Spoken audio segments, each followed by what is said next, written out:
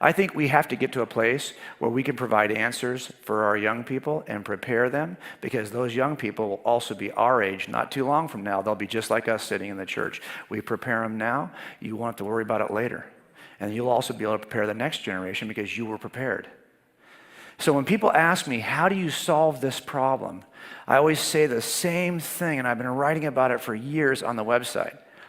Stop teaching. Oh my gosh, it's not that, just stop teaching. Teaching is not working. The church has been teaching for 100 years here in America, and apparently it's not working. We've got great teachers in the church, but we've got to stop teaching young people. It's doing us no good. We've got to start training.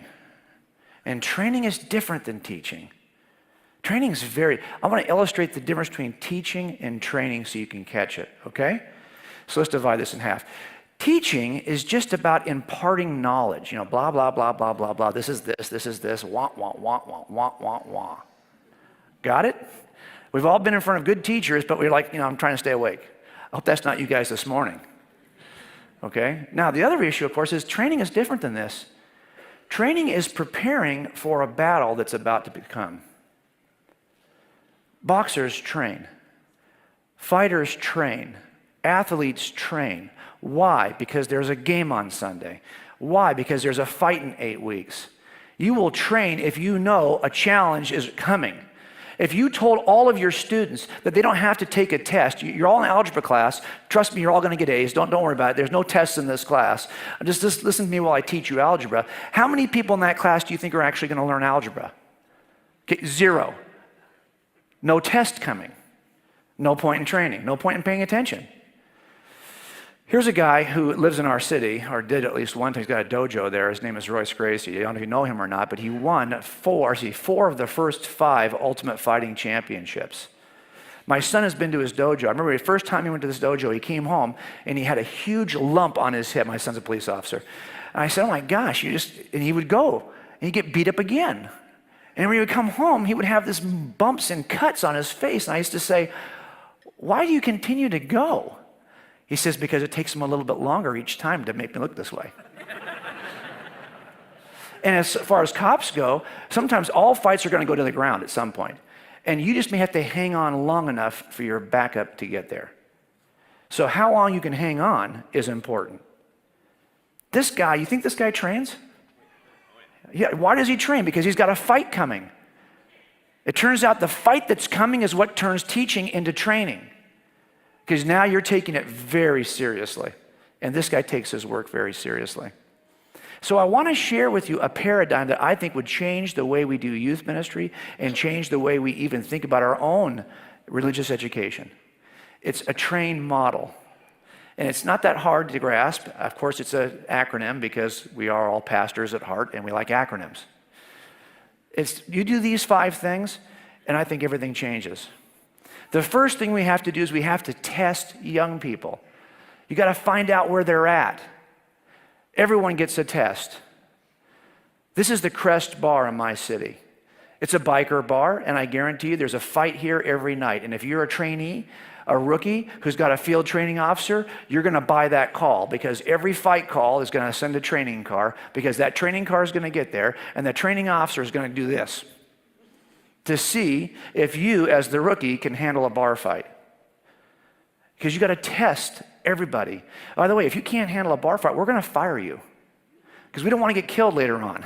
Every night when this turns into a nightmare, we're going to send a training car to see if the officer can pass the test. Now, it's not like we're trying to be mean. We're trying to, if nothing else, if he fails the first test, he'll start getting ready. He'll go back and he'll train. He'll be at that dojo getting beat up tomorrow because he wants to pass the test the next time. Tests are incredibly important for officers. They're also incredibly important for students. When I first get asked to work with youth groups, let me tell you what I do. I ask the pastor to introduce me as the local professor of philosophy at whatever big university is close by. And I will come in and role play as an atheist. I don't want the students to know who I am. Because in that hour, my goal is to deconvert everyone in the room. And you would be amazed at how fast it happens. Because as I start pushing these buttons as an atheist, the students cannot really respond. And all the joy you might have when you first show up, it turns into expressions that are not so good. Because at the end of this, we literally have students who, when I finally reveal that I'm actually a Christian, they'll come up and they'll say, thank God, I was starting to wonder if any of this was true. Wow. You mean to tell me, after all that we've done as parents, in 30 minutes, in a role-playing scenario, I could shake you that bad? Oh yeah, we've seen it over and over again. My son, who's 26, he's an excellent role player. When he does it, it's really powerful because he's closer to their age. It's very powerful. You have to test students the same way why do I start this way? I start this way because now they know their need. Did that feel good? No. Would you like to be in a situation where you could do better? Yes. Well, the next 6 weeks, we're going to train you to do better. And that's what we do. But they won't even pay attention if I don't show them how bad the situation is to begin with. So I test my students before I start. The second thing I have to do, of course, is you have to be ready to require something more than we typically require of our students.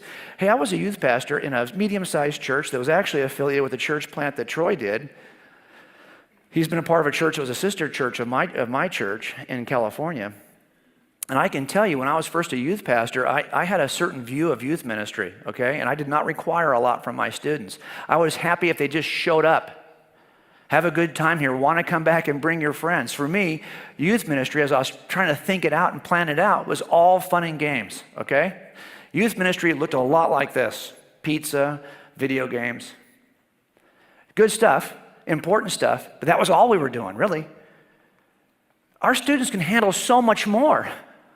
I mean, think about what we ask of our students as parents. We got them in AP courses. They're getting ready for college. Oh my gosh, the bar is super high in other areas of their life, and you as a parent have no problem with the bar being high there. But when it comes to religious education, show up, we're happy. That's what's got to change. And you might think, well, how much can kids handle? I wanted to show you, this is my family when I first started as a youth pastor. I have my daughters and my sons. My sons came along first, and then we adopted 2 girls out of foster care. This is Annie and Mia. So we have a kind of a range of ages here.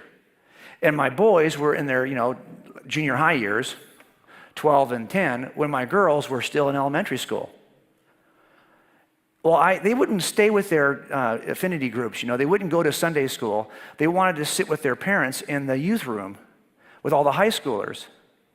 So I would let them come. And they would sit on the laps of all the high school students and just hang out with the high school students. And I was teaching the high school students at a college level because I wanted them to grab the evidences for Christianity. I made a case every week for Christianity, and I responded to all the atheist objections to Christianity, but I was doing it at a pretty high level. These kids, while they were hanging out with us, caught all of it. And I'm not targeting these guys. You'd be amazed at what young people they'll raise up. If we'll set the bar high, they'll jump that high bar. So all my sons and daughters, they caught all of this stuff. I call it ricochet apologetics, right? I wasn't aiming at them. It bounced off the other students and they caught it. So now that they're older, and here they are as adults or close to adults, they are all pretty solid. At least they know. Now look, if they're going to I always say this, if your students want to chase stupid stuff in college, that's on them. If they're chasing this stupid stuff on college because we didn't prepare them, that's on me. I've prepared them. Doesn't mean they're going to stay, because there's that third circle, right?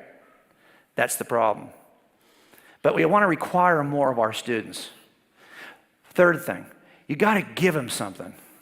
You got to equip them with something. You got to give them a tool, give them the truth, arm them with the case so they know what the positive case is for Christianity.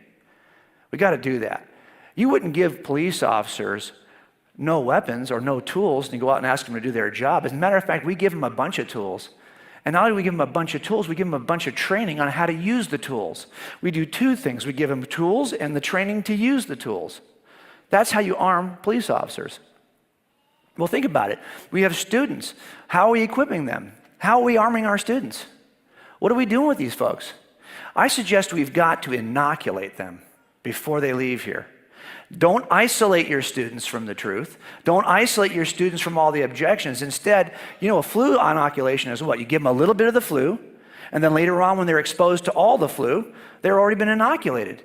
because they saw it early. They got it early under your supervision. What we're doing with inoculation theory in the church is we're trying to give our young people the truth early. Don't be afraid of philosophy. This passage, sometimes Christians will look and say, oh, we don't want to get involved in secular philosophy. See to it that no one takes you captive through philosophy and empty deception according to the tradition of men, according to the elementary principles of this world, rather than according to Christ. This is not an admonition for us to avoid teaching our students philosophy. It's an admonition to teach them philosophy according to Christ and not get caught up in the philosophy and tradition of men. So I'm going to teach my students philosophy and logic and all the evidences for why Christianity is true and why atheism can't be true. And when we're done, they'll be inoculated. And I'm going to begin in my care by making sure they're aware of every atheist text that's popular in the culture. I'm going to assign this as reading because I'm going to be talking about it forever. For 4 years you're with me, all I did was talk about these kinds of texts. I'm not going to stop there, but I want them to hear the objections from me before they hear them from a professor. Does that make sense? And then, of course, they're fully inoculated. Of course, I've got to solve the problems I raise, so of course I'm going to do that in Scripture, and I'm also going to supplement that with all kinds of great texts that are out there that you guys should be on your bookshelf. If these works are not on your bookshelf, you're not going to be able to make a case for what you believe either. Of course, the best text you can buy is this one, right there, which you can get out in the hall after. No, never mind. Okay. But my point is, we want to be able to prepare our students to make an affirmative defense for what it is they believe. And when we do that, I think we end up in a better place, because we prepared our students. So someone like Gabriel here who said this, I thought was pretty powerful. I was in several youth groups in high school and unfortunately found that youth group was too soft. We played a lot of games, had a lot of fun retreats, but rarely learned about the fundamentals of faith and why we believe what we believe and what it is that we do believe. Now that I'm in college, my faith is under constant scrutiny, always being tested by scientific concepts and the secular slant of most universities. I wish I had been equipped with a more solid justification for my faith, knowing how to answer the tough questions, how to respond to arguments, how to stand firm in what feels like a storm against my spirituality. We have to help our students. We have to equip them. We have to arm them. That's why yesterday, when we did our conference, what did we talk about? We began at the bottom with truth. Then we take a step up from that. We want to talk about God's existence. Why should we trust the Bible? And then why do we think Jesus actually rose from the dead? That 4-step process is what I want to teach young people so they can defend it.